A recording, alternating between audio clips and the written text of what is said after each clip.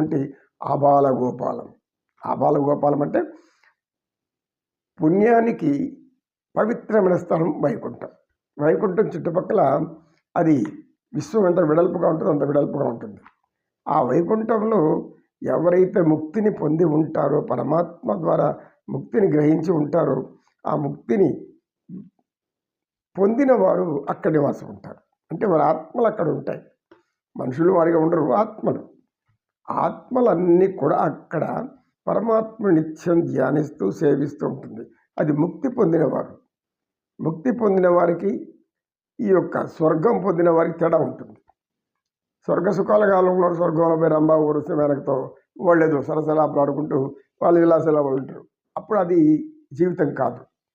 అది ఎటువంటి పరిస్థితుల్లో ఉన్నతమైన జీవితం కాదు. దేవేంద్రుడు, ఆయన దేవరాజు, ఆయన వారితో ఆనందిస్తూ ఉంటాడు. కానీ పరమ పావనుడు, పరమ పవిత్రుడు, పరమేశ్వరుడు, సృష్టికర్త, జ్ఞానేశ్వరుడు, సర్వ దిక్కులకు దిక్కు, సర్వ జీవరాశులకు పతి, కర్త, భర్త, తానే అన్ని తానే.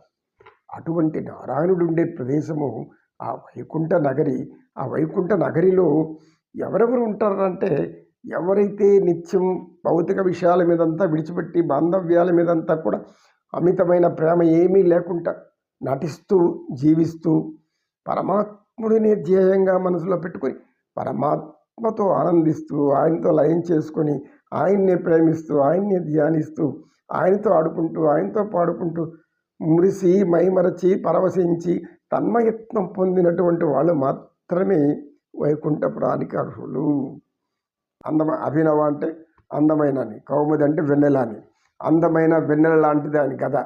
ఆ గదా తగిలితే వెన్నెల పోయి ఒక సూర్యుడి యొక్క కిరణాలు తగిలి మడమల మాడిపోతారు, మారైపోతారు. కౌముది అయినటువంటి గద. దాని వెనకాల సుదర్శనం, దాని వెనకాల పాంచజన్యం శంకు, దాని వెనకాల ఇక పరివారం, సైనికులు, రక్షక భటులు, ఎవరెవరెవరు వీళ్ళందరూ వస్తున్నారు. నారదుడి వెనకాల ఎవరు వచ్చారు? ధ్వజనీకాంతుడు, విశ్వక్షేణుడు. మనం తిరుమలగిరిలో పరమాత్ముడి బ్రహ్మోత్సవాలు జరుగుతాయి, అనేక ఉత్సవాలు జరుగుతూ ఉంటాయి. నిత్యోత్సవం అక్కడ నిత్య ఉత్సవం, నిత్య కళ్యాణోత్సవం జరిపించుకున్నటువంటి ఏకైక ఆ తిరుమలగిరిలో బ్రహ్మోత్సవాలకు ముందు ధ్వజారోహణ అంటే ధ్వజము అంటే ఏమి? స్తంభం అంటే దివ్యస్తంభం అన్నమాట. అందులో ఆ అవరోహణ అంటే దించివేయడం, ఆరోహణ అంటే పైకి ఎక్కించడం.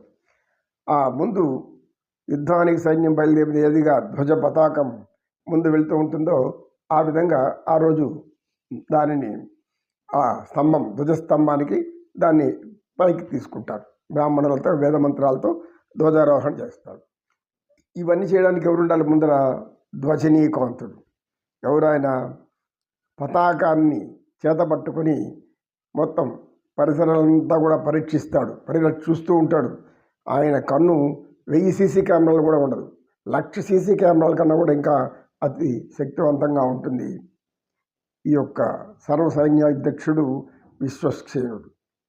విశ్వసేనుడు అంటే ఆయన పరమాత్ముడు. ప్రభువు కదిలే ముందు ఎక్కడెక్కడ భక్తులు ఉన్నారు, ఎక్కడెక్కడ ఎవరున్నారు, ఏ ప్రాంతాల్లో వాళ్ళు ఉన్నారు, భగవంతుడు ఎవరెవరిని అనుగ్రహించాలి, ఎవరిని అనుగ్రహించలేకపోతాడు, ఇవన్నీ ఆయన పరిరక్షణ.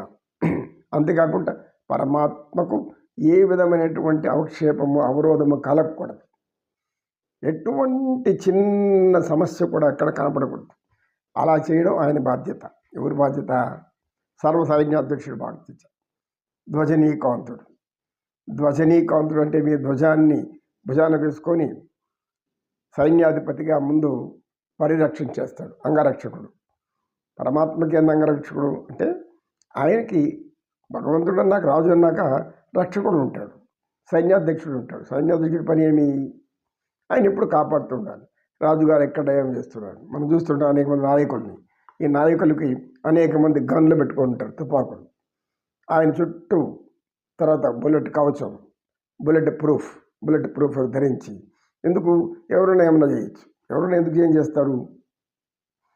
మనం శత్రుత్వం వెతుకుంటే శత్రువులు ఉన్నారని భయం వస్తుంది. శత్రువులు లేరనుకుంటే హాయిగా ప్రజల మధ్యలోకి వెళ్ళొచ్చు. అప్పుడు రక్షణ కవచం అవసరం లేదు, గన్మ్యాన్లు కూడా అవసరం లేదు. కాకపోతే నాయకుడికి కానీ ప్రమాదం జరిగితే కష్టం కదా. అంటే ఎవరో కొంత దుర్మార్గులు ఉంటారు, దుష్టులు ఉంటారు, ఏదైనా అపకారం తలపెట్టచ్చు. అందుకని వాడు నిత్యం కాపలాగా వస్తూ ఉంటారు. కొత్త కొత్త టెక్నాలజీ వచ్చింది కాబట్టి ఏవో ఉంటాయి కనిపెట్టేదానికి శత్రువులు. అలా ఈ శ్రీమన్నారాయణుడు కదిలిన తర్వాత వీళ్ళందరూ వచ్చి ముందుకు వెళ్ళిపోయారు. ఎప్పుడు విశ్వక్షణుడు వచ్చాడో ముందు వెళ్ళిపోతున్నాడు. ఎందుకు? చుట్టుపక్కల ఎవరైనా వస్తున్నారా, ఆయనకి అడ్డగింపు ఏమైనా జరుగుతుందా, ఆయనకి అవాంతరం జరుగుతుందా, జరగకూడదు. ఆయన అనుకున్న కార్యం సక్రమంగా, సవినయంగా, సంపూర్ణంగా, పరిపూర్ణంగా జరగాలి. ఏమాత్రం అట్లా పొలిపోకూడదు. ఇది రజనీకాంతుడి పని. అంటే మీ సర్వసైన్యాధ్యక్షుడైనటువంటి విషక్షేణుడు. ఈ విషక్షేణుడు కనుక ఇక ఆయన పరివారం సైన్యాధిపతి అంటే సైన్యాధిపతి ఒకటే ఉంటాడు. ఆ సైన్యం ఉంటుంది కదా. సైన్యం వాళ్ళంతా కూడా నారాయణ సైన్యం, నారాయణ అస్త్రాలు ధరించేటువంటి నారాయణ సైన్యం, 1,000,000 మంది నారాయణ సైన్యం ఉంటారు. వాళ్ళంతా పరివారంగా మార్చ్ పాస్ చేస్తున్నారు. గబా నడుస్తున్నారు. వాళ్ళు ఆకాశంలో వస్తున్నారు. ఈ విధంగా వైకుంఠపురంలో ఉండే చిన్న పెద్ద ఎవ్వరు తేడా లేకుండా అందరూ వస్తున్నారు. అయితే వాళ్ళు ఎక్కడికి వెళ్తున్నారో తెలియదు. ఇంతమంది వస్తున్నారు. కనీసం లక్ష్మీదేవికి కూడా తెలియదు. ఆమెకి శ్రీమన్నారాయణుడు ఏ కార్యం మీద పోతున్నాడు, ఎవరిని రక్షించడానికి పోతున్నాడా, లేకపోతే ఎవరిని శిక్షించడానికి పోతున్నాడా, ధర్మ రక్షించడానికి పోతున్నాడా అర్థం కాదు. శ్రీమన్నారాయణుడి లీల తెలుసుకోవాలి. మరి పరమాత్ముని ఆనందించామంటే పరమ పావనం. వినరో భాగ్యము విష్ణు కథ వెనుబల మిదివో,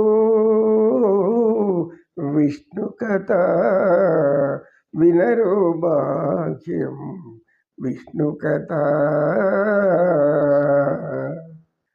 ఆది నుండి సంధ్యాది విధులలో వేదం వైనది విష్ణు కథ. ఆది నుండి సంధ్యాది విధులలో వేదం వైనది విష్ణు కథ. నారించే నిదే నారదాదులచే వీధి వీధిలలో విష్ణు కథ. వినరో భాగ్యం విష్ణు కథ. ఈ తిరుపతిలో మహానగరంలో ఆయనకు ఒక ఆలయం ఉంటే చాలా మంచిది. అంతటి మహాభక్తుడికి ఆలయం లేకపోతే కొంచెం అది మనకు వెళితే అనిపిస్తుంది.